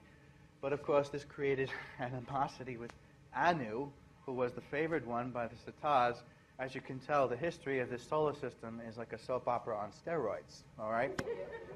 So you've got that going, a total lockdown on the planet. The Greys take over. Well, something interesting happens here, okay? From the Greys, they decide, why knock a good thing? They decide to, based on the two-party system that already existed, they reinvent the two-party system. Only in their case, they call it, because of course now they are suddenly thrusted into the position of upper management. They wanted to recede into the background. They needed to reestablish a new two-party system to do all the work for them.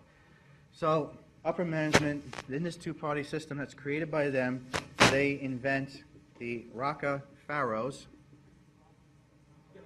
okay, and the Raka shields, okay. And of course, as you already figured out, from Raka pharaoh comes the term Rockefeller. From Raka shields comes the term Rothschild, two-party system, okay. They invented that. Now, they were known as the Stone Masons, and since they were allowed to walk freely among the population like a Schutzstaffel, they became known as the Freemasons. Greys are the Freemasons, okay? This is why there's always this favoritism towards the pale-skinned abomination that does not belong to the family of man. Why? So they get this far here, okay?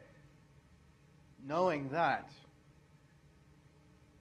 in comes the Ankhils and the Moorish Legacy.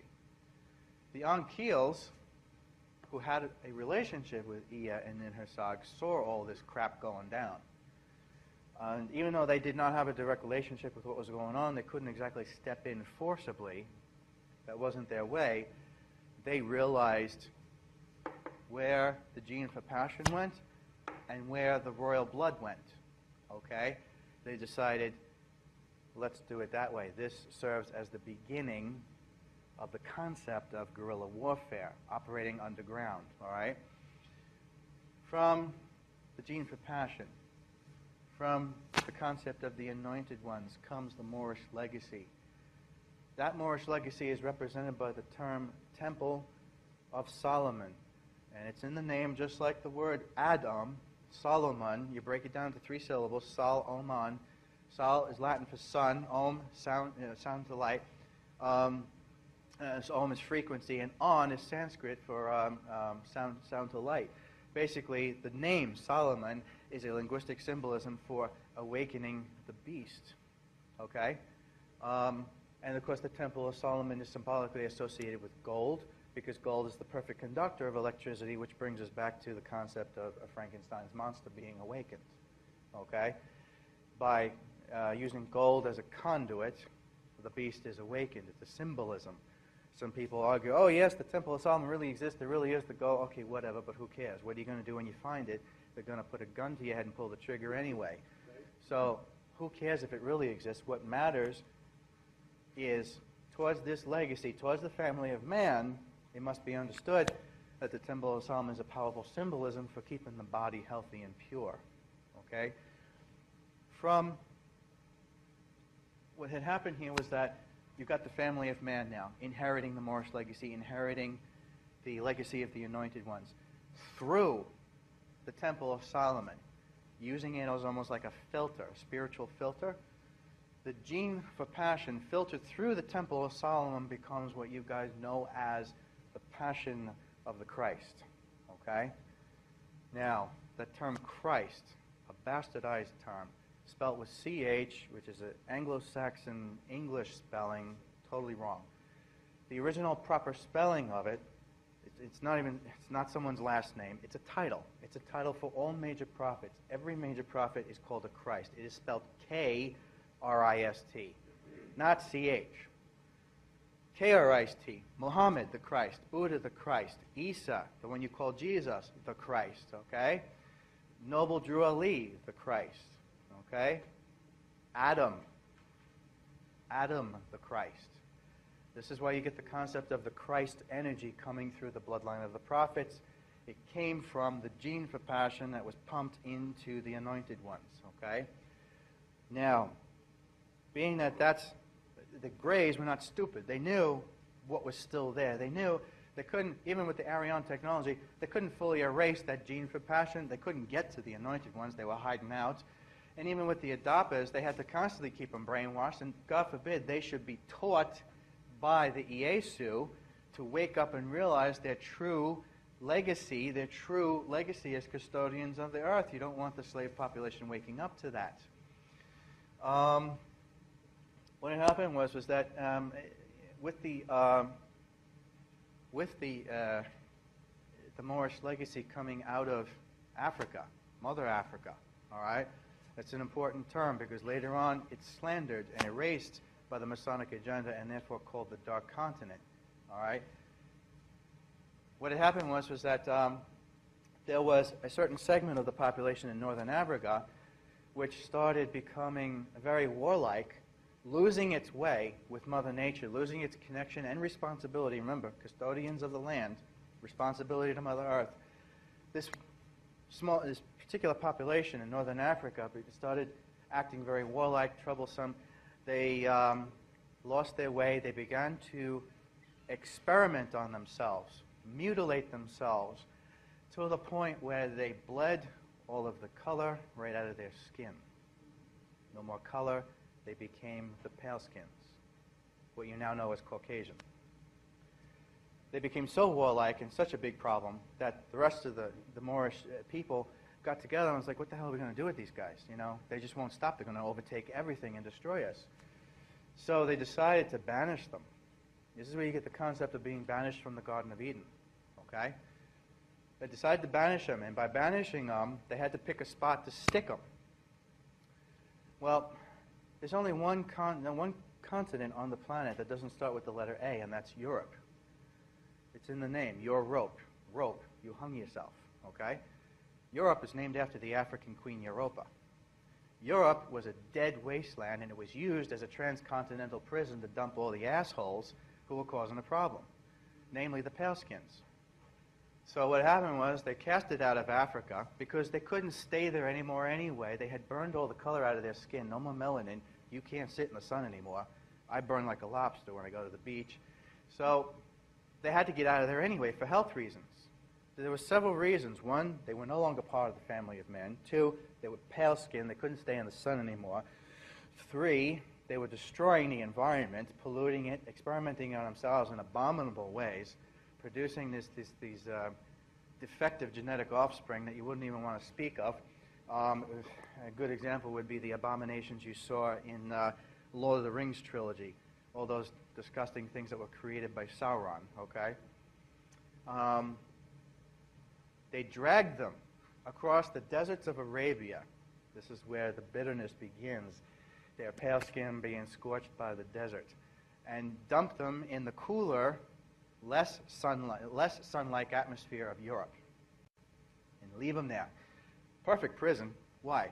Because to the north you got snow, to the south you've got the mountain ranges, To the west, you've got the Atlantic Ocean, and to the east, lo and behold, out of nowhere comes the Great Wall of China. You have to remember what comprised the Moorish Legacy. It was known as the Amexem Empire. Now, the entire Amexem Empire went from Mongolia to South Africa, over to South America, and up through all of North America. They were known as the Asiatic nations, the Amexem Empire, the Moorish Legacy. Okay, the family of man. And then you've got this orphan over here called Europe that nobody wanted. Okay? And of course, with the Great Wall of China, the academics tell you, oh, the wall was built to keep the barbaric hordes out, but no one ever bothers to ask who the hell the barbaric hordes were. The point is, it was built to keep them in, so they couldn't go anywhere. All right? And of course, in referencing the mountain ranges, there was one particular mountain range. You got the Sierra, the Nevada, the Caucasus. One particular mountain range called the Caucasus that a lot of them hung around. So this is how the term Caucasian becomes associated with the pale skin. It's not even a real term. Okay, it's like we're using the term Negro to describe black people. It just means black, and that's why it was picked. It has nothing to do with genealogy. Caucasian is also a dumbass term. So this is how those ridiculous things come about. But what had happened was that they were casted out. They were embarrassed. They realized, once they were dumped in Europe in this barren, dead wasteland that meant nothing to anyone in the family of man, they realized what they had done wrong. This is where you get the concept of like Adam and Eve feeling embarrassed and wanting to cover themselves, okay? Whereas before that they ran around naked. But they were so embarrassed about what had happened, they went into this massive psychological denial about the whole thing and started inventing all sorts of other bullshit mythology, monkeys coming down from the tree, even to the idea of being born of a she-wolf, okay? This is what they were grasping at straws because they couldn't admit that they had been banished from the family of man, lost the color from their skin, and were no longer part of that family anymore. And this is the great sin they committed against themselves. This is why they were banished. Well, the idea is, who created a rebellion within the family of, who created this rebellion in the Moorish Legacy? Much the same way as the CIA does it to every country. These scumbags, in an effort to get even with the family of man, because the family of man had the gene for passion, the passion of the Christ, they started that insurgency in North Africa, okay? And this is how they began to experiment on themselves. Now, what were the Greys trying to do? Well, for one thing, they were trying to destroy this. They had a vendetta against that because they knew it came from the Anquils, which were associated with Ea and Ninhursag. On top of that, they were also looking for a good, obedient slave race, okay? And what better way to do that than to corner someone who's just been casted out and embarrassed for their own sin? So, the Greys, who themselves, of course, always favor the, yes? Oh, okay. We're going to have to stop, huh? Okay. Well, that's it. Yeah. Okay. The Greys go to the casted out paleskins and they say, do you want to get back on top of the food chain? You want to get even? Because, of course, they didn't learn their lesson, and the Greys knew that by approaching them early on, they would be able to capitalize on that feeling of vendetta and viciousness. So they say to them, we'll put you on the top of everything. If you obey us from this day forward, we will give you all the technology you need to go out there and do one thing for us. Colonize the living hell out of everyone and destroy the family of man. Destroy them, destroy them, destroy them. So from that day forward, those original European paleskins sold out the rest of the human race by agreeing to it, and by agreeing to it in feudal law, that means all of their paleskin descendants were now obedient to that system. And this is why, all of a sudden, out of nowhere, Europe shows up on the scene as a world superpower, going out, destroying, colonizing, and massacring everyone in their path. Okay? Doing it to Africa, doing it to the Middle East, doing it to the Western Hemisphere and the Americas. This was their agenda, their motive, their Masonic operation. They were known as the original Freemasons. By gaining the allegiance of the casted out paleskins, They then handed off that mantle to the pale skins, and this is how the extraterrestrial connection of Freemasonry becomes an earthbound Freemasonry. That's where Freemasonry came from, and it was created solely for the purpose of burying the Moorish legacy. This is why when you see this crap on the History Channel and all they talk about is these damn white scholars and academics. Oh, Freemasonry's gone. Yeah, well, if you're asking the enemy, of course they're going to say that, okay? Try asking a dark-skinned black Native American or a black African. See what kind of an answer you get from them, okay? But we're so busy labeling these people as with bows and arrows and spear chucking that, the so-called established community won't listen. But all the answers are there. You're just not asking the right people. You have to go to the other 70% that represents the majority of the population. So that's where it comes with that. So along the way, these prophets, there's no such thing as a pale-skinned prophet. Prophets are meant for those who are oppressed. 70% of the planet is oppressed by the other 30%. Pale-skinned prophet would be an abomination. Okay? There's no such thing as a pale-skinned prophet. The sad thing that black Masons will never be allowed to learn as lackeys for their white Mason counterparts is that they'll never be allowed to become 33rd degree Masons, because if they did, they'd be given a $10,000 pass by the Vatican to go to the House of Omar in Jerusalem and see the perfectly preserved body of Guru Master Prophet Isa, Jesus Christ, and what they would see is a black man. So there's no such thing as a pale-skinned prophet. This, of course, also helps us disseminate truth from fiction in terms of apparitions and visions and crap like that. If you're looking at, some extraterrestrial, paranormal, or supernatural apparition, and you think you've seen the Virgin Mary or Jesus Christ or Joseph, the first question out of your mouth is, were they white or black? If they were white, they saw something else. They didn't see that. Okay? So any of this crap you hear about, the Virgin Mother coming in, she's described in this, white porcelain, pure Caucasian skin. No. Okay? There was something there, but it wasn't that. If you read the book Heavenly Lights, The Apparitions of Fatima and the UFO Phenomena, you'll see how all those so-called religious things, which were skewed towards white Christianity, belong to the realm of alien contact, definitively and scientifically. Okay? But I'll leave it there. I wish I could do more. See, we're just going to do a little collection here. You can keep up until we finish the collection. All right, I'm going to keep up because it's doing something. All right? We'll pass around a little something, and put whatever you can. We want to give him a little transportation stuff, okay?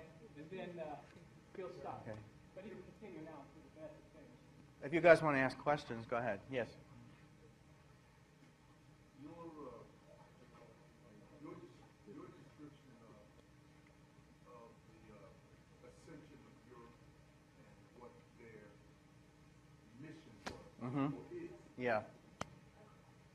And if you look at the mission, a lot of people have been hurt, a lot of people have been programmed, people of dark view, things like that. There's been a lot of messing, a lot of blood commingling, Yes. things like that. Yes.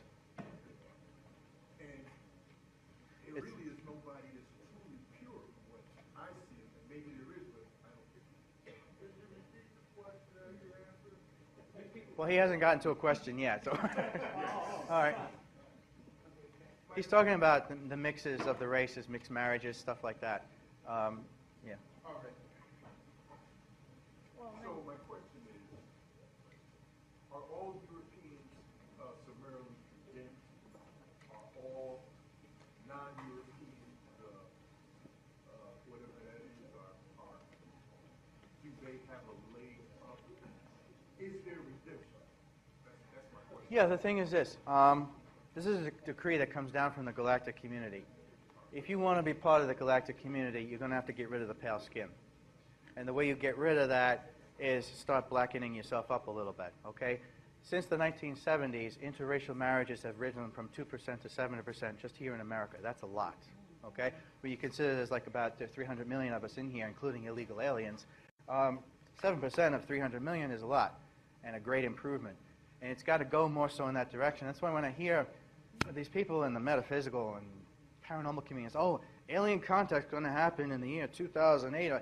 Excuse me, I'm still pale. It's not happening, okay? The thing is, the benevolent factions, the pale skin is an abomination to Mother Earth, an abomination to the family of man. It wasn't supposed to exist. It's an insult to the benevolent factions to even waste their time contacting a population that engages in tribal warfare because of that 30% abomination that controls the natural 70% that's supposed to inherit the land. So this is the thing that's going on. Are you suggesting genocide of all the pale skins? No, what I'm saying is that all the pale skins have to be absorbed back into the family of man. All right? This pale skin has to go. Now that may take, another 100 years, another 500 years. So don't hand me this crap about alien contact being around the corner when this pale skin still exists. And if those SOBs do show up on our doorstep, it'll be a wolf in sheep's clothes, and you should run for the hills because they're coming a little too early, which means they have other intentions. All right? Yes? Oh.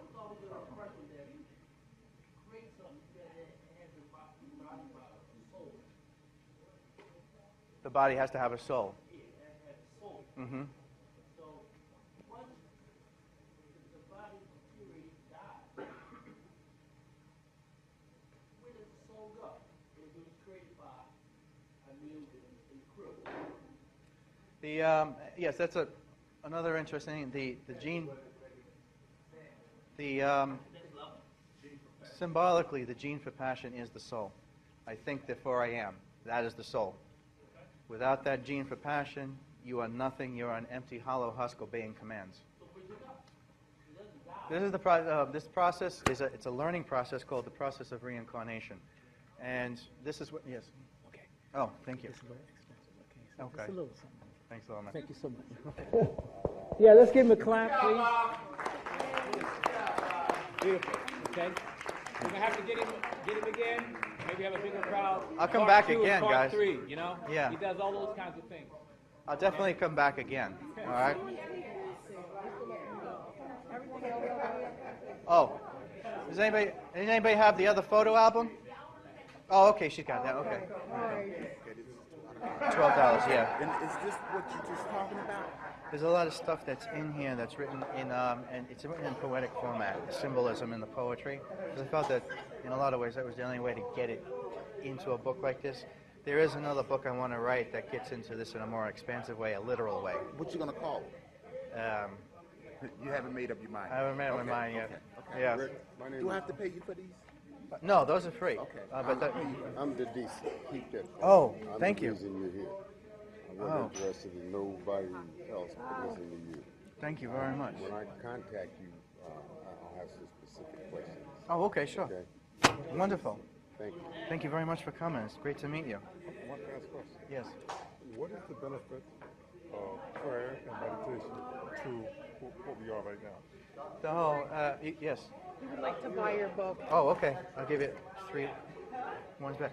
The whole, some people call it prayer. I call it, it's more sensible to say meditation. You can call it whatever you want.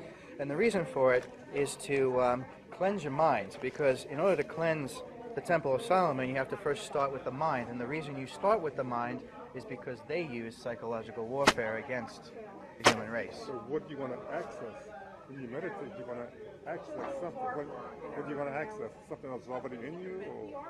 Or Well, you would, what I feel you do is you end up accessing something you could call your higher self, which basically connects you to the other lifetimes that you lived, and you can learn lessons from that and open up like a whole living library within yourself. Learn what happened with the past, and then also see what's going to happen with the future, because the past and the future move in cycles. To know the past, you can easily predict the future. above all of that, what's in charge? I mean, where do all these guys? You started over here.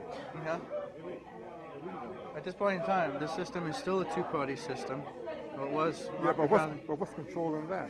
I mean, it just didn't come from nowhere. Ultimately, what I go back to is the Sata Queens, the Arians. Well, who's above them? that, you know, I wouldn't be able to tell you. If there's something above that, you might. I haven't learned it yet. You might have to ask somebody else. Okay. But I would definitely. Try to take this and merge it with what Bob Urey was talking about upstairs when he was writing those names on the board. Okay, the different levels.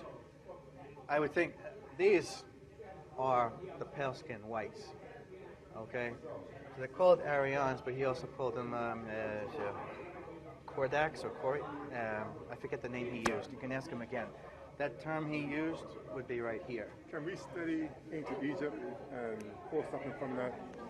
Yes, because the part I didn't get to was that the original religion of the planet for the Moorish Legacy and the Lamp of Illumination, the Anointed Ones, the Line of the Prophets, it's called Kemet, and that is the original name of Egypt, Al-Kemet. Right. The capital of Egypt is Al-Kahira, known also as Cairo, and Al-Kahira or Cairo translates into the word Mars.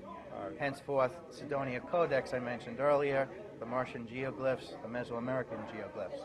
Hebrew language. And the Hebrews. That's all from Kemet also, the Hebrews? It would all go back to that. You got to take into consideration black Jews, known as Levites. They were the ones specifically in charge of handling the Golden Ark. Nobody else can touch it. To this day, it exists, and anyone else who tries to examine it or touch it, especially a pale-skinned scientist, will be vaporized because they don't know how to handle it the right way. Only these black Levites, black Jews, referred to in slang, are the only ones who have been trained since the beginning of all this to handle that technological device the right way without destroying themselves. And they still exist today. It still exists to this day. It is, in association with that, it was one of the biggest motivations for getting into and invading Baghdad, getting to the Baghdad Museum, which is a profound museum worldwide because they have these ancient alien artifacts which are seen as religious symbols but are actually technological devices. I don't think they work anymore, but it's like looking at giant capacitors and diodes, which was also the case of why the Ark is characterized as being laced with gold. Gold, as I said, is a perfect electrical conductor. The Ark is a technological capacitor, diode, transistor, whatever. Right. Okay? You ever heard of Fred Bell? Who? Fred Bell. Fred Bell. Doesn't make a bell like that. No. No, I haven't. What's your name, by the way? Noah. Noah? Oh, Right. nice to I meet you. get your cards. You have an email address? Yes, I do. I also use the take the card that's in front of the postcards there as the UFO teacher at AOL.com. That email address. Use that one. All right. And I'll send you a copy of the Okay. Can I get your autograph? Oh, sure. Yes. You were the one? And I'd like to Okay. purchase it and get your autograph. Okay. Will this book touch on the concepts and the different things? Yes, but in a symbolic way. That's why I said I want to do a second book that gets into it literally. Okay? Your name? It's for Ryan. Okay. Ryan bought it. Ryan? Ryan. R-Y-A? No. How you spell? R-O-N. R-O-N. Okay, Ron.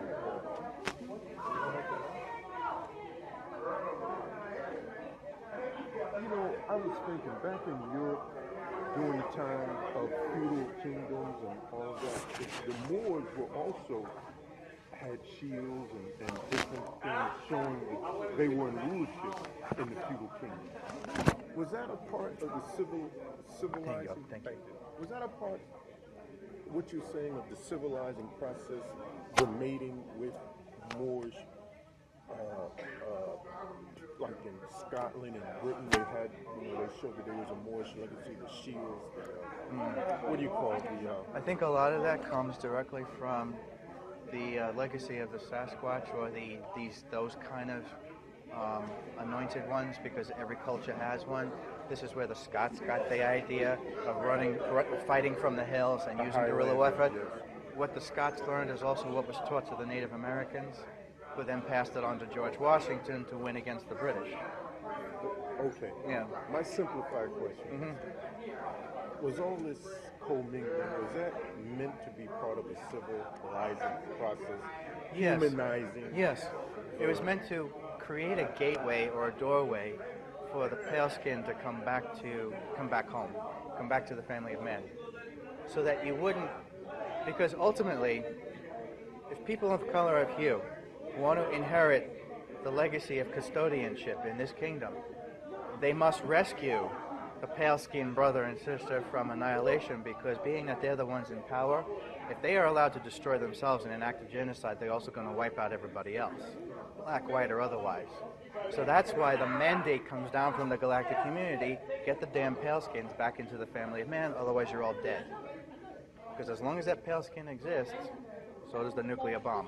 So in fact, everybody's But doing it. it's our Yeah. consciousness that can help that situation. Our consciousness here that can call for that the council of, you know, Enoch and the rest of the folks sitting up in there, you know, our brothers, you know, to keep that, because if we have a nuclear explosion again, you know what I mean? You know, There's a good linguistic understanding of the